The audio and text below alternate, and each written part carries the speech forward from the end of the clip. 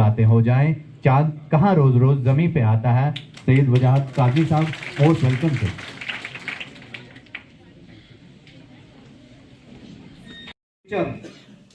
यानी इन बच्चों के पास हम इसलिए पहुंचे हैं कि हम सर का भी शुक्रिया अदा करूंगा और क्योंकि इस तरीके से ये बड़े एक्टिव भी हैं और मुझे लग रहा है कि इन्होंने, जैसे हम कहें कि आज का जो फंक्शन भी है सर, वो NSS unit government degree college Sunkot in collaboration with Sunni उलमा काउंसिल, उनके साथ मिलकर सिर्फ सुनकोट और यहाँ ही नहीं बल्कि डिस्ट्रिक्ट पुंछ पूरे को करवाइए और बेटी पढ़ाओ बेटी बचाओ जो स्कीम है उस पर भी काम करना ज़रूरी है।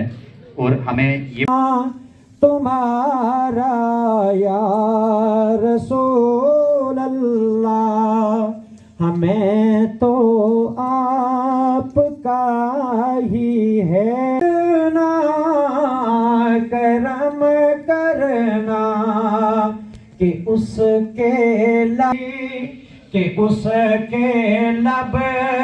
पे हो। सर से और अपने साथियों से बात भी करते हैं तो कितने लोग ऐसे निकले होंगे जो बड़ी बड़ी कुर्सियों पे बैठे हैं, उसको बनाने में एक उस्ताद का हाथ है।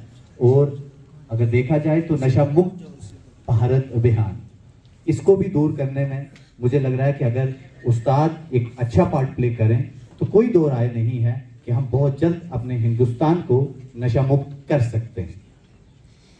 उसके लिए मैं जेडीसी सुनकोट की तरफ से सुन्नी उलमा काउंसिल जिन्होंने एक स्टेप लिया, इससे पहले इन्होंने एक पीस कॉन्फ्रेंस कह सकता हूं मैं जो जीडीसी पुंछ में करवाई और एक अच्छा मैसेज गया उससे। और आज इन्होंने जीडीसी सुनकोट में जो नशा मुक्त अभियान जो था, नशा मुक्त भारत, और जो इन्होंने टॉपिक भी रखा है कि मंशियात और इसकी तबाहकारियां। देखिए, कोई ये हलाकत की तरफ मत बढ़ाओ, अपने आप को हलाकत में मत डालो। एक बच्चा जो ड्रग्स का एडिक्ट बन जाता है, जो शराबी बन जाता है, जो चरसी बन जाता है, जो फीम पीता है, जो सिगरेट का आदी बन जाता है, वो सिर्फ अपने लिए नुकसानदेह नहीं मेरे प्यारे अजीज तलबा और तालिबात, वो पूरे समाज के लिए, पूरी बिरादरी के लिए, माँ बाप के लिए, समाज के लिए, इलाके के लिए एक नासूर है। एक शराबी जो है, एक ड्रग्स एडिक्ट जो है, वो सिर्फ अपना नुकसान नहीं करता बल्कि जहां वो अपनी जान का नुकसान करता है, अपने फाइनेंस सिस्टम का नुकसान करता है, अपने इक्तिसादियात और फाइनेंशियली वो जहां वीक होगा, जहां उसके फाइनेंस सिस्टम पे उसका असर पड़ेगा, जहां उसकी हेल्थ पर, उसकी सेहत पे उसका असर पड़ेगा, उसके साथ साथ वो समाज के अंदर से इज्जत भी नहीं पाएगा, जलील भी होगा, रुस्वा भी होगा, लोग उसको बुरी नजर से देखेंगे।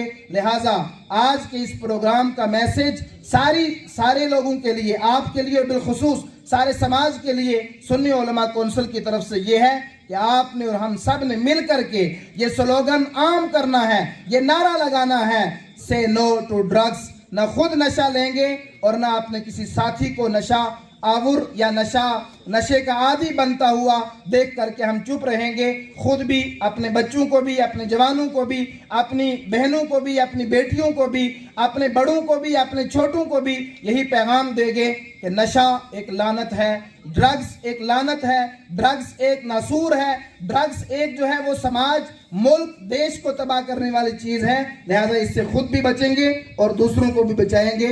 शुक्रिया, खुदा हाफिज। And my elder brother, Wajahat Kazmi Sahab, principal of this institution and a source of inspiration for all of us. Institution, Professor Wajahat Jafri Sahab, Head Department Urdu, Khalil Reshi Sahab, Uwais Sahab, Ashfaq Sahab, Fatima Ma'am, Wasim Sir, and जितने भी dignitaries आए हैं सुन्नी उलमा council की तरफ से, and my dear students, warm afternoon to all of you. In fact, there are few occasions where I feel short of words because in my front there are people who are authority in religion and there is a person who is authority in law. So I feel short of words that what should I say about this topic. But being a student of sociology, I will just discuss the social aspect of drug menace because it is a a very grave social problem that we are facing today. And I tell you the gravity of this problem by a recent survey conducted by Ministry of Social Welfare and UNO, that out of more than 1 billion people in this India, principal sir, other professors, staff members, a representative of Sunni Ulama Council, प्यारे बच्चों, अजीज दोस्तों, good afternoon to all of you.